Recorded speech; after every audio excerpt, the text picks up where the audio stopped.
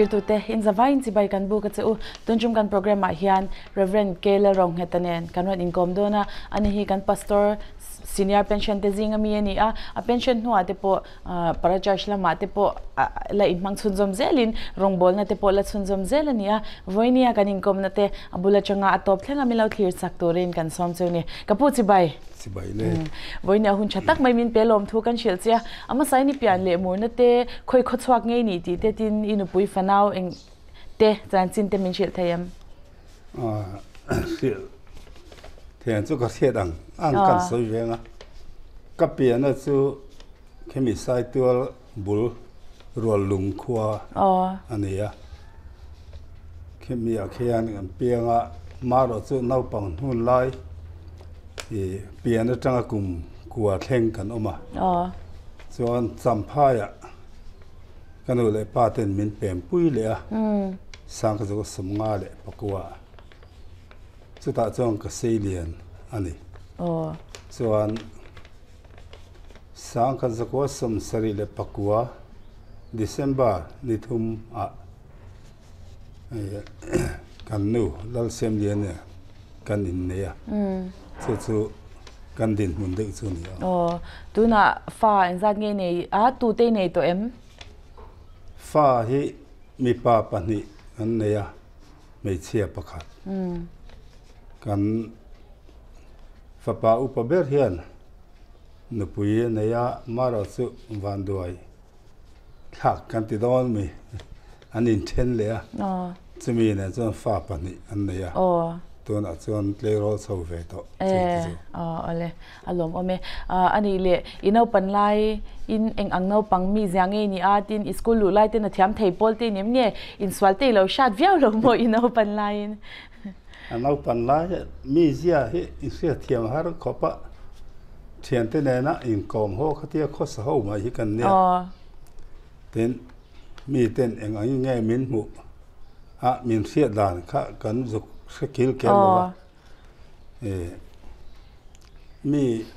sual puiero hi chu kan nei om ka set khan lem lo wa chu kan nau pan hun lai kan kho sak dan in nge taka in kom ho kan ni no pangnung chang chapol chwe ni don ani chu ti chuanin I testimony hanti angchi pian tharna chumi kuma chuan chumi kem pa chuan ka piang thar hanti angchi te testimony han soi turi nem a fucking han soi tur chi hi ka helova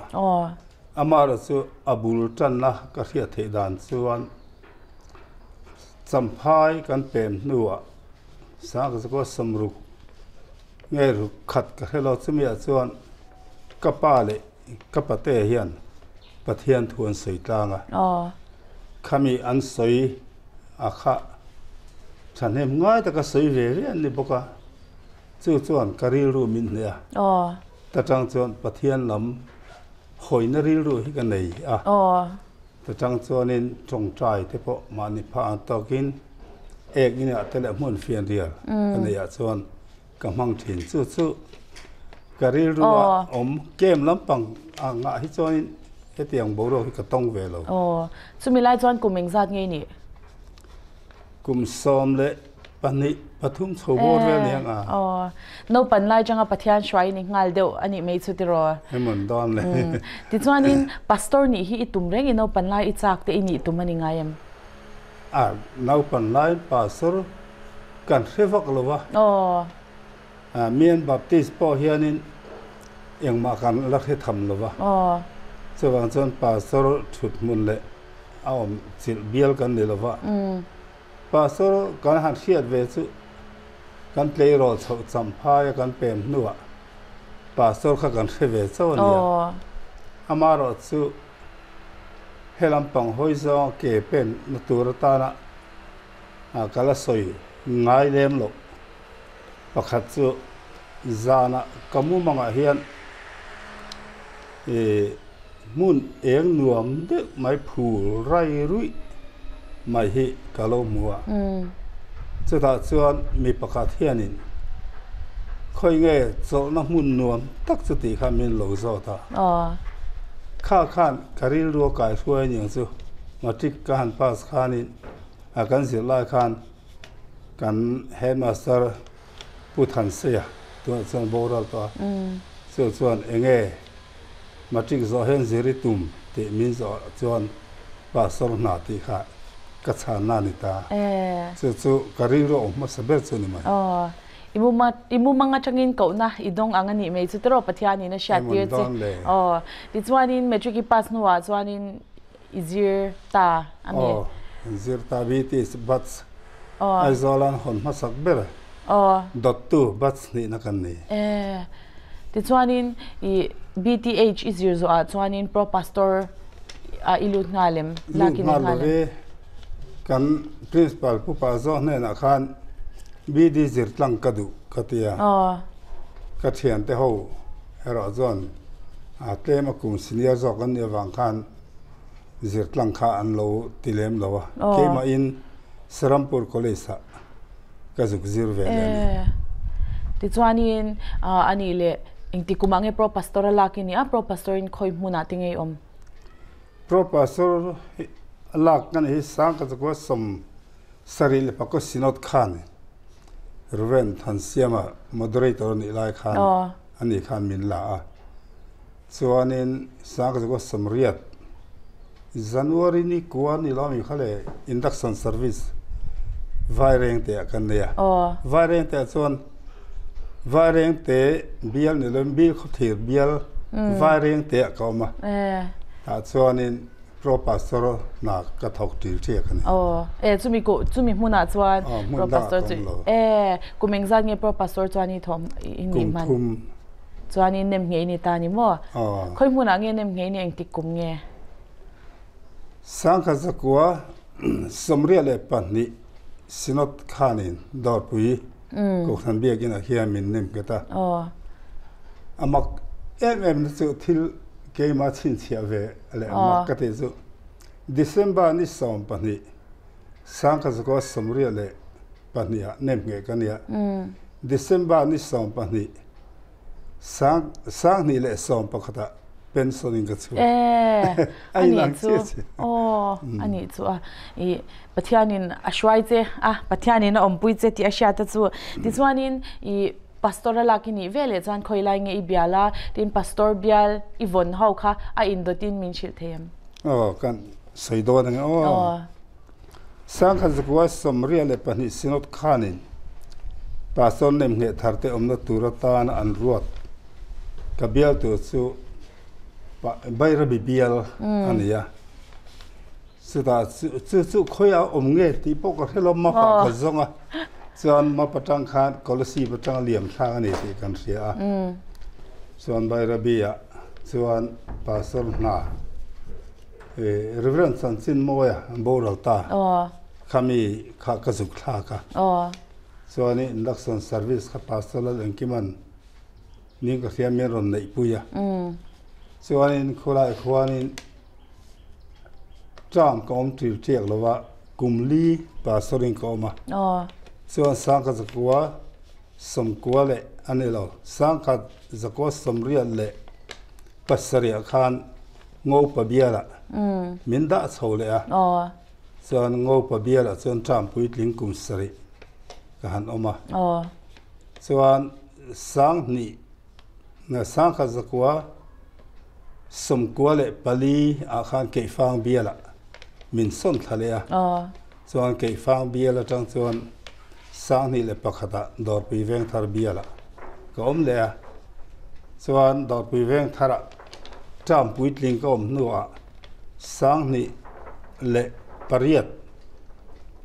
atang khan ka pension thengin khat la biala ka om tan Mizoram chunga vek pastor biali vong the ni mo ani chuan baptisma chantir le in nei tir zat te po chin chia ol deuh hlekin karinga engzat nge sha thayam register sinotin min pe kata kha kan ziak zela chuan siat lo thei po lo in nei tir za the zanga le som pakhat kanaya chuan baptisma chantir hi sangli le zathum le som kwale pali chu tun thenga in baptist tanti chon an chanem le mai anh ấy lệ chung pastor biali von hawa chuanin khoi lai nge in ngai to let wanga khoi lai nge nuam khalai kha mi chum kha nuam de berlo mo le han ti ang chi te ineem pathian suaina kan dong sa chulai chu anuam bik ti ang zong sei tu kan nei khan lova kan nom huna pia ka kan kham lo nuam kan ti tu mai ni ten kan upa ten fela kan upa te ho ne kan tho khona athabok sia chuan chu ngai bi gele a chu tiang ka tiang ti tiang zu sei tu kan nei lo sim sim ne ai in van nei le mai ti chuan in thingtlanga in omlai khanin I pro pastori ni lai po ani thenga pastor ni nu po ni thenga pastor bial kha zau chin chi a bial fan te kha hau tak lo mo engtiagin nge bial in fan chin vairen te bi kho thi bial vairen te kom lai khan khatakan bial ho khatuna chuan presbytery khat mar thang presbytery song khuni to a chata chuan kein kan kala zam riakin kan kala riak lo he chu kan nei ngai mi lo ni chuan vairen te bil kho thi in kar ero chu truck kan phara truck kan kal thina aba ke lo chu kein kan kal thi chuan bayre biala chuan ke vekin bia kan fatin an riak chuak vek boka ngo pa biala kian ko ran pa ni chi an oma lam zo le ngo pa lam zo la hian ka riak thina ka kala piang hian mara se tha khata voi khat hang kal chua bial fan zo mai kha adik lo ni tin arukin ngo pa ko ran khi ko ran pa ni siam kan tu upa te ne chuan khilai kan chungin chimveng ko ran khi ading ta ne chuan ke fang bial kan nu aro chuan riak chuak vek thawin kan kala ke vekin taksa point fit tha anuam khop mai khopui chung kan lo lu ero chuan riakin kan tita lo ko tar tangin man in tang kan titani chung I ram noya te ke in kal chin don ani a chunga chuan in har san na to lian tham deu te nim enge xiaomi ti pe chin chung la ya chuan nei khan love kan ngai to le wang point har san kan nei khan lova ke han kal chau lali so mi than sa phul kai han kal te kha nuam ka ti zo ne amara su min ti boy lek tu in tharun min siam to suram boy lai bai rabia khan zol deu leka sipai petrolling ho te ne ha cha chong kan kal ho thina ai tharun khop mai chumi bak chu thil dang han soi vak tu kan nei khan lo thil ton chi em lem lo ani mo ani le chu truck te chu in lo phar top chin ta a truck te chu I tu nangin atam don si lova truck han hu fu lo chang te ve lo mi pathian hian chuan tu he min pe ve za kan kal tu na hi chuan ti chuanin pastor bialin fanna chuanin bial mi puite pon lawin hong hle in rin oma tun laya I bial nun ber chu khatla ni ta a bial fan len inge adang lamna kaushan mi puite lo don son na anga nyang chu engtiang in nge keima mu dan na chuan tun lai hi chuan tun ma bial fan kan ti ang em kha chu an tong velo in ka ria bai ke mo karin mon tlana in khon zon hole maya khatiang kha an hun man dan ke ni chu bial ka han fang kha khuwa kan lu vele mi kan hu piang he na hei ka lo ka le zai din khom tur kan tia ti khang kan tlang au khan zi maya tin thenina ipte kan da kan sil thuak ka chuanin ko ran in upa te ne kan tlo nga zung boka upa te le ko ran mi pite na kan close dan le tun lai mi te in po da hi chu adan chu karing de ni kan tong ve chi lo na in ni adik cha I ti chuanin ani le chung pastor bial ivon lai le I service chung zong chuan ti te ang pathian na tho ro pui tak tepo itongin karinga sungzinga isha reng ithin lung ne em thil awm karinga in na tho chungin chungti chumin shil thayam sei dan thiam har khop ma ya thil ton dang dai le engamo khatiang kha chu tiang khatiang chu ti hi sei tur wang khop aya amaro chu ka sei the om chune ro chu e dam lo te an lo oma in ka han lo dam lo ten lo ma kha mi te lu chunga ku ngata tong trai ka han man te khan pathian in chob le sila ti dam te oma amaro chu dam tu ra dil si an lo dam ta ka kan oi lo rum te kha om ve fo ga chu ma ni kan lo in rin le sia te po mir sia te ra chu ti ang thil bak chu nia thil dang dai le engamo han chin chi tu rom chi chu ka tong khan loving ka se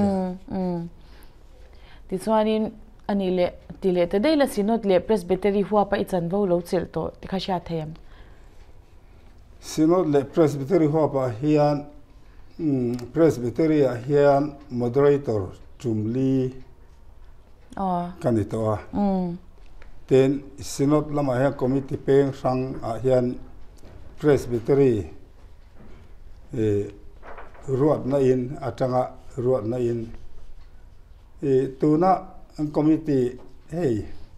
literature kan ti te social from kan ti tlai kho nuwa kan pension ma deo ding ve so kan ni kim de in ka sia a poi mo ho hi kan de veka amara chu sinot secretary ka han oma ero chon committee zong zo kan tel ve thum chu ka soi thiam dan chin de a tam lu tu ka soi sen chia lo ani mo ani le I pastor in ni ta he man lai kha chuanin metric in pass hianin I sarkar na tho tur dam tak te kha omani I inule pa te po in sarkar na thok tur te ponan lo it mai thei chi a chunga chang pathian thu in zir dei mai ni a tun noi han in chhir changi moi nei am khami kha chumi cho lo thok zo kila han ti ang chi te nei am he kan classmate pui ho te chu ale lama chuan sarkar na lian tak thok pen nia kari ruwa katitalowatia in chir thu la ni lovin kanu in ka kaldon na ya chon in atang he ma ni phak to ang na tepo tho tur kan zong chu ti ru lai zir tur bokini liam thai do na te mi thu asoi na ni khami kapal tlang ko khanin tu nu thleng hianin in chinari ru kan ei om kala selo tu nu thleng po hian hei voi ni thleng hianin engemaw zat kan la dam ho kan classmate ho te po kala ti fu ber chong ka se ni alo me pathiani na shwai che tro tu na po inu pui fanau te ne nin la ko sa ho the kum heti zat to a ni sarkar na te chu thoklai tyang te ithleng lo mai thei sin tera kan tho ve tur hi om do no mon le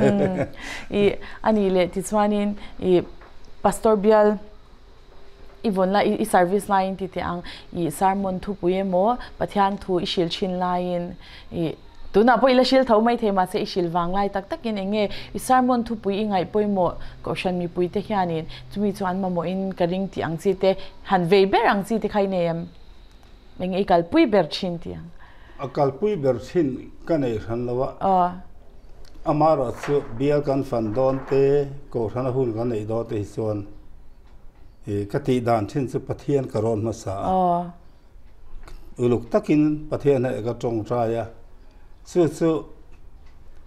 khoya ka om lai ni mo engamo kati lai te po he karil ruwa achan a khalo kala chu ka chin che chumi mang chon samon ka thak thena a ranin ko ranin chu chon ma mong chu atul tia mi hring na lama tanga vei ang zong hi chon ka kal velo sima pathian he na kadir ze la ka samun to hi chu min pe thina a chan chuan chol ni Sunday school tanga zan thleng bial hei ko pui chuan te kan fanga khata hun kan nei po hian pathianin a soi tur omi chumin pe zel mi thi vui thlengin chu ka kal dan de chu ne Ivan ne hle me pathian tharau shwai ni oma pathianin om pui cha pathianin min om pui hai tu thleng po hian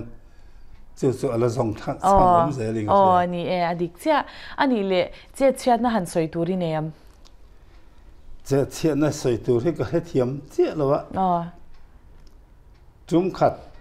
โปรปัสสาวะกันนิวาเรียนเตกันอมไล่ขันอันนี้เลยถ้าจู่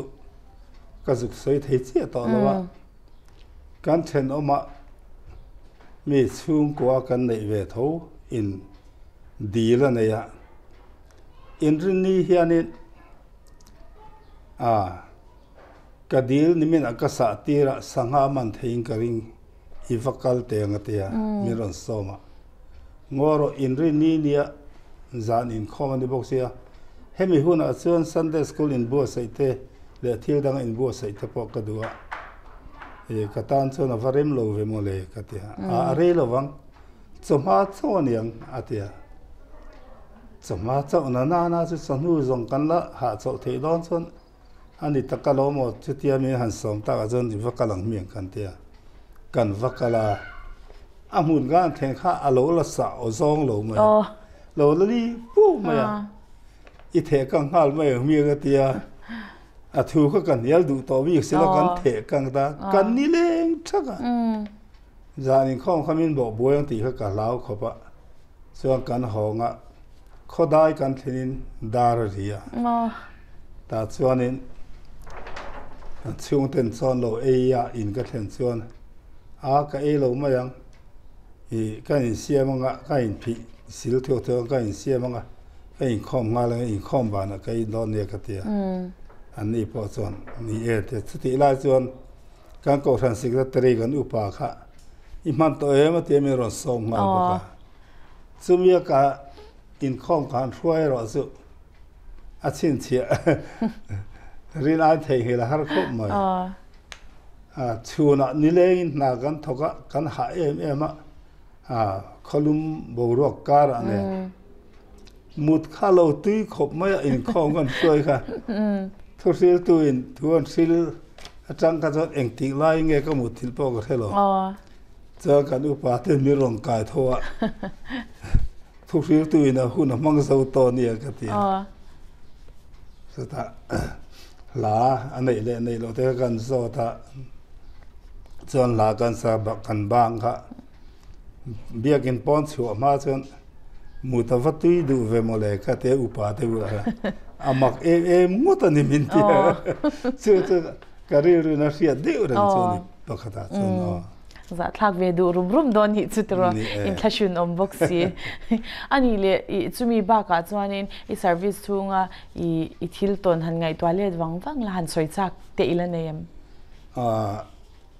กันทิลตันมุนประคัตตาติละเบียลมีจะใส่ตลอดเลยจะตายรอดส่วนทิลเรอมกันติเวเดสุข้าสมเรียลปาลีฮาร์นะข้ามีการเช่าเซลอาคารโกธนาคารลิมลำจังเลอโกธนจิดิงกัลขลายเช่าบอราคารปนลำมีนลงคอนโทรลอันตุมอวังคารขลายคารกันอุปาเทนขัดเรือรวนโลมินสีอะไรละมะกันอุปาเทนขัดเต้นมินบกโลสุไลโบโรก็ดินสุเรอมคมไม่ไงตัวน่ะอาทิตย์ครบมาเซปะเทียนจันปุยนะอินยังมาฮาร์สันต่อเราอินกันสุดหลังเทตาฮัลโหลอมครบมาเป็นปะเทียนเฮียนโกทันเสียมเบลตัวเฮียนมินตีริมอนติไม่ตัวเฮียนการีรัวเฮียนกันสุยเล็ดพอเห็นมาใบระเบียลก็สุอมคานโกรันปังอาใบระบีเล่ใบระบีเซาท์นอร์ทเล่สวนเลียบกุรกุตีไซคอทีเล่จูเวลกับเบียละส่วนนี้ก็จุกอมซูมกุงลีไรโลเตะขานิกันนันทาร์เตจูเวลรัมทาร์ติเตปะเทียนกลางกันติเตใบระบีรัมทาร์กันติเตกันเสียมไปละส่วนนี้โกทันและpreaching station อวัยปักกัวอังอินกุมได้ชิมขังกระชัวสันเทียหลอมก็ติดข้อมาส่วนงบปะเบียกันดูก็โกทันปนิสักนิดจะสวยตอนขันเนี่ยส่วนอัปปทุมนะก็ชัวมาอิน kan siama oh ngo ba chim veng khi chua ke phang bia la ka chuk thalea ke phang bia kan chuk tha chu ko than khemi champhai ke phang veng thar kan ti khi ka lai kan siam ania ke kan upa te na ko than thar kan din ania chuan ko than thar kha ading ta zela dor pui veng thar bia la chuk ma hian pastoral committee da tur pos an siam ma khan kan synod moderator Reverend S. Alal Kailu khan Reverend Siro ngi ate in atang he kalte kabia ka thir puyang che tia ta kha kan pos to kan la thelowa khu vai va kon ram ri ania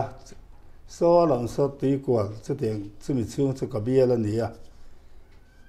ka ma lo om tele ke point than hem nga takin ko than indang tur hi kan bei thina tu ma kan la lo cham lo kan la lo ting lo kan nu aron omi son ron chun zom se ka ti khop mai ti kha na soi ro nang pui ro hi veng thara mi dai tu mani o mang o ka ti chon pos an han siam an siam ron puan a khan dor pui veng thar bia kha lo ni tak ta chonin dor pui veng thar bia kan lu ta chumi kan lu chuan gan upa te mi fek fon tak upalal than ki ma te upazarem thanga te ho te khan nia pastor thar ko mangan tia ko thang committee ta chonin upazarem thangan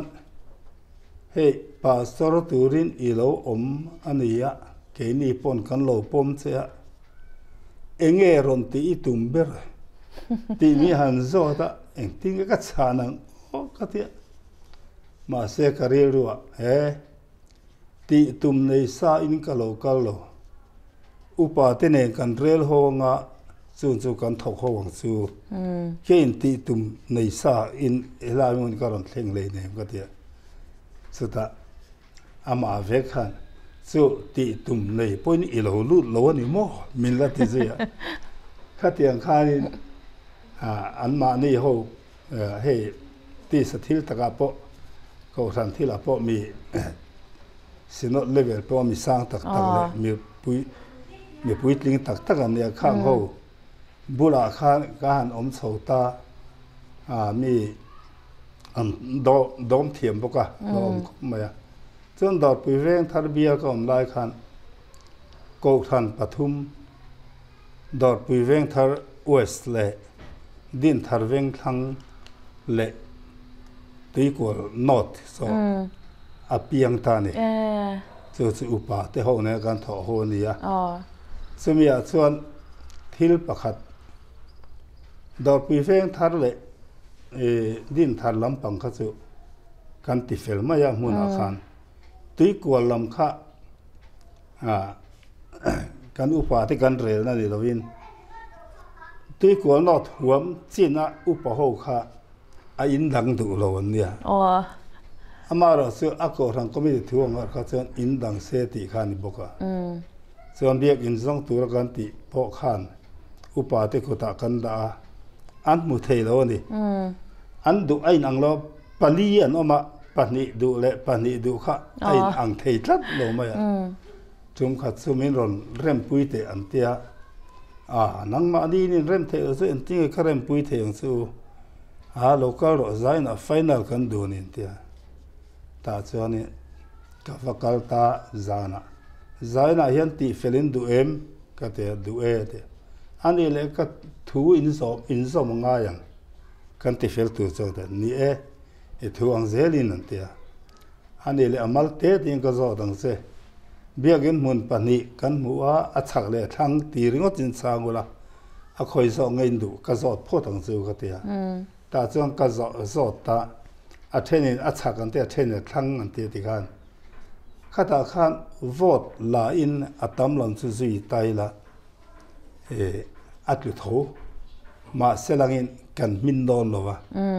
ta chuan kan du zong kan revek to ama chu kan du dan in an lo wangin kan pathian kan ron ve thum hang ordain upa fikinia ke pastor kania pastor kai soin in ordain upa ho kan tong trai nga ke ni ho tong trai na chan lo chun chan tu dang ane chung lo kan zawai kan tong trai ka tia ta chu kan tong trai tamar mara biak in mun khoi zo nge lalpa min pek don ti ka kan zo ta ni khata kan tong trai zo khan an ma ni vega le upa ho tong trai me chu pathian chang nge nge yang pathian chan na min si ro le ka tia ti khan an ma ni kha ka som le veka chu da chu tong trai le chulin ti em kan tia kan upa senior pakhat khan chul to lo tia ani le enge chul lo na chana a chiang lo ma tia a chiang chu min hril ve ru kan ti cha la a thang a ron tia in lung oi tlang em ko te lung oi tlang em tia ta chon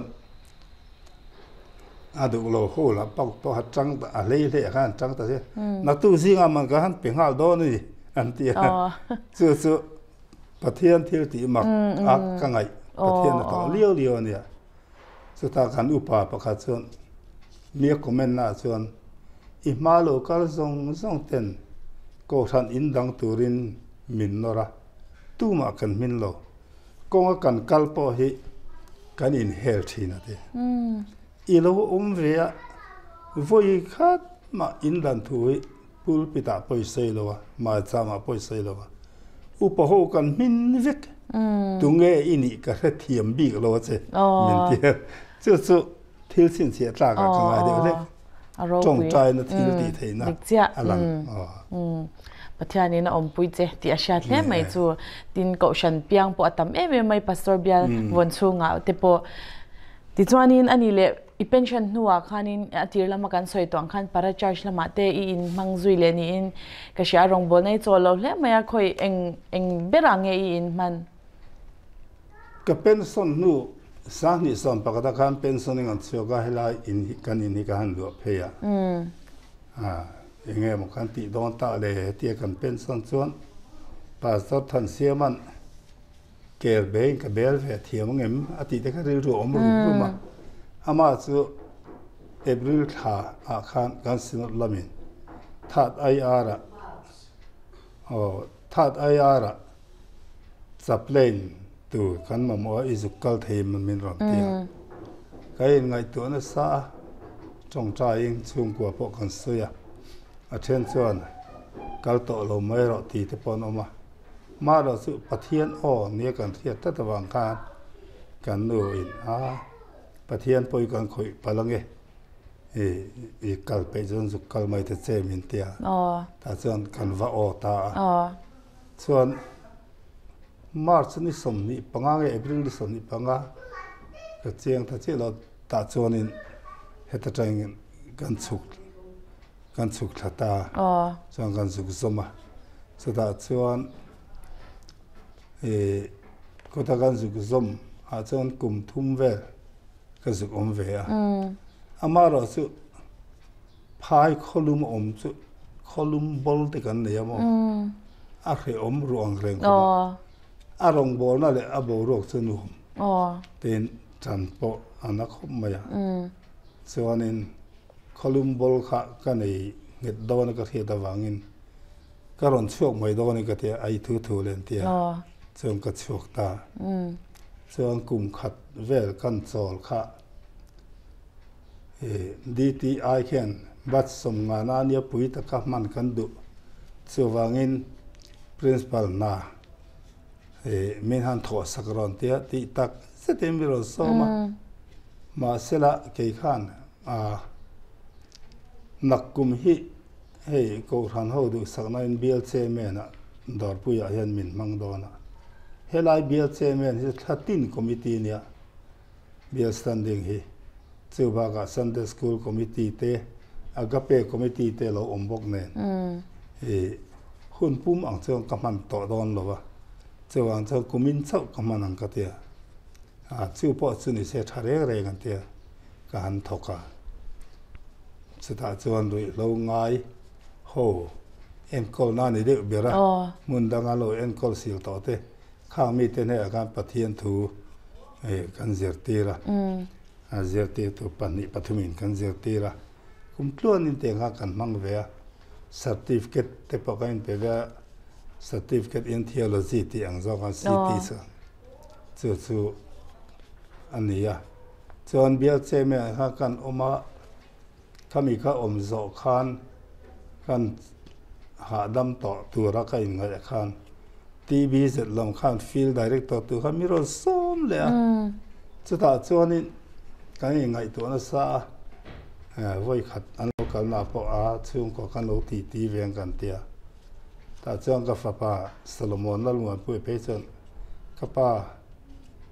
kal lo ma hei ki ka thok ve to thowa min ring ve to mai ro ti nge nge ni tin kan nu po ama han kal san kha hu phu ro ma ni tan po khan thil hu phu om khan ya pa be ran chu le kha ma ro chu ka han ngai to khan pathian ko na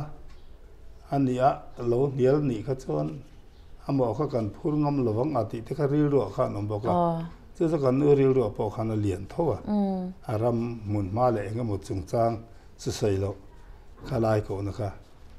chon ka ngai to ke po ka ri ro buai ma sela pathian ko na ni a